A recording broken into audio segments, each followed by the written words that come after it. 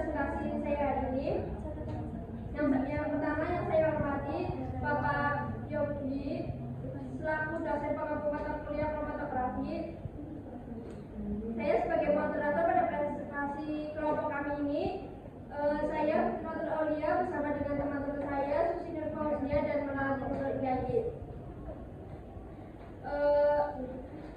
Dengan membawa topik presentasi analisis kadar etanol dalam obat batuk dengan metode kromatografi cair. Tanpa menghabiskan waktu lebih lanjut, izinkan kami untuk memulai presentasi kami. Kami harap apa yang kami sajikan hari ini dapat memberikan wawasan yang berharga dan memicu diskusi yang produktif. Terima kasih dan perhatiannya. Dan mari kita mulai dengan penuh antusiasme.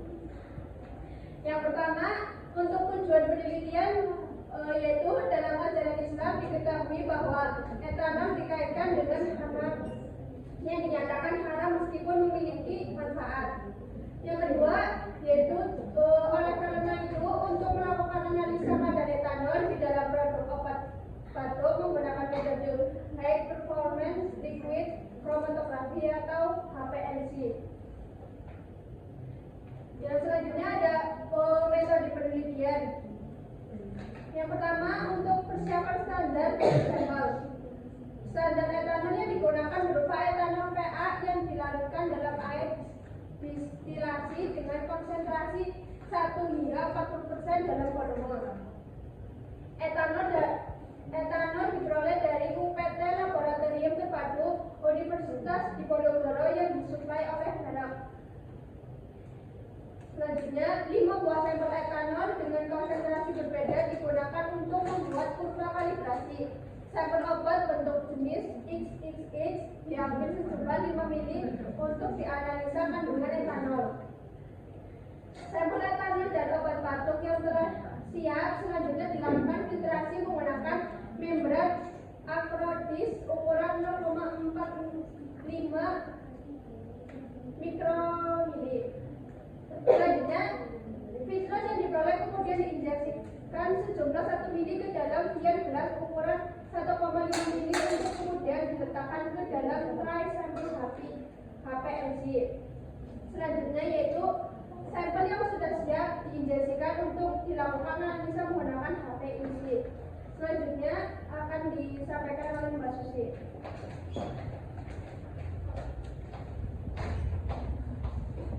Metode penelitian yang kedua ada analisa sampel dengan High Performance Liquid Chromatography atau HPLC. Yang pertama, seluruh sampel dianalisa menggunakan High Performance Liquid Chromatography dengan rate 10A Refractive Index Detector atau SIMADZU dan SEAL 200A Auto Sampler atau SIMADZU di UPT Laboratorium Terpadu Universitas Diponegoro. Kolom yang digunakan yaitu YMC Trian C8 ukuran 150 mm dikali 4,6 mm dengan ukuran partikel 5 mikrometer.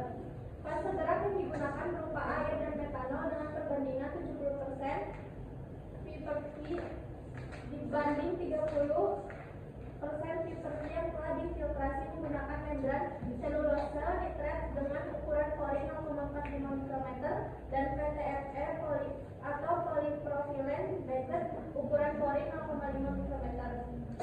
Selanjutnya, waktu analisa tiap sampel selama 10 menit dengan suhu kolom oven 40 derajat Celcius, laju air 1 ml per menit, dan volume injeksi 10 mikroliter.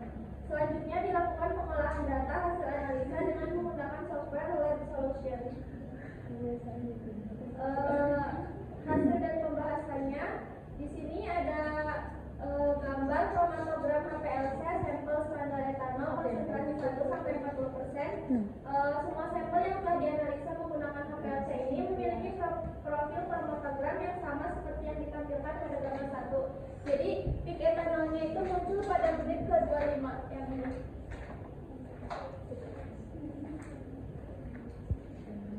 Selanjutnya akan dijelaskan oleh Prof.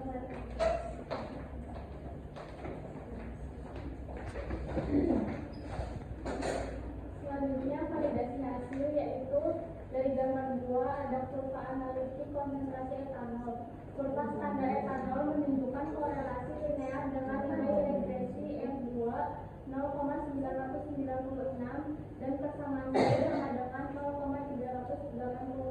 X plus 0,28. Validensi. Terus dari gambar 3 ada kromatogram HPLC sampel obat batuk. Dari gambar 3 menunjukkan pada menit ke-2,5 muncul analisis etanol. Hasil perhitungan menunjukkan sampel obat batuk. Hasil perhitungan menunjukkan bahwa sampel obat batuk jenis XXX memiliki kandungan etanol sebesar 7,339%. Obat batuk jenis XXX dapat diragukan kehalalannya karena terdapat kandungan etanol sebesar 7,339%. Selanjutnya dilanjutkan oleh moderator.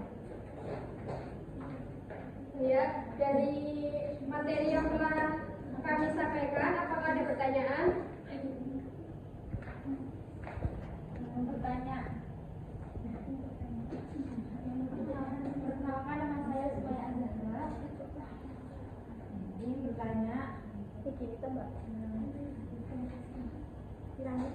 Mengapa pada jurnal yang Anda review menggunakan jenis kromatografi cair? Ya, saya jawab ya. Karena dilihat dari kelebihan kromatografi cair ini, kinerjanya tinggi, mempunyai resolusi yang tinggi, kolom yang terbuat dari bahan gelas atau stainless steel dan berdiameter kecil yang dapat memberikan hasil pemisahan yang sempurna. Proses analisis berlangsung cepat, tekanan yang diberikan oleh fase gerak relatif tinggi, laju alir dapat diatur sesuai kebutuhan. Baik, paham. Selanjutnya, apakah ada pertanyaan? Cukup.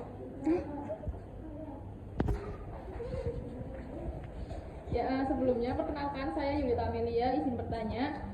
Tadi di bagian tujuan penelitian ada penjelasan bahwa etanol dikaitkan dengan hammer yang dinyatakan haram. Lalu etanol seperti apa yang boleh digunakan untuk produk yang akan disertifikasi halal MUI? Baik, izin menjawab pertanyaan dari Mbak Amel. Seperti yang kita tahu bahwa etanol ini di dunia industri maupun di dunia laboratorium, etanol banyak digunakan dalam proses produksi seperti sebagai bahan pelarut, pengekstrak maupun sebagai bahan sanitasi. Namun, menurut fatwa MUI terbaru nomor 10 tahun 2018 tentang produk makanan dan minuman yang mengandung alkohol atau etanol menyebutkan bahwa hanya etanol yang berasal dari hammer yang tidak bisa digunakan untuk produk halal karena bersifat haram dan najis. Jika tidak berasal dari industri hammer, etanol jenis lain boleh digunakan dengan batasan yang sudah diatur pada fatwa tersebut. Misalnya ada etanol sintetik ataupun hasil industri fermentasi non hammer. Ya. Apakah ada pertanyaan lagi? Kalau tidak ada, selanjutnya yaitu kesimpulan. Kromatografi cair merupakan metode yang efisien untuk menganalisa kandungan etanol dalam sampel. Dari hasil analisa menggunakan metode HPLC diketahui bahwa sampel obat batuk jenis XXX diketahui memiliki kandungan etanol sebesar 7,339%. Oleh karena itu, metode ini tepat untuk menentukan halal dan haramnya suatu produk. Sekian presentasi dari kelompok kami. Apabila ada kekurangan dari penyampaian materi, kami mohon maaf.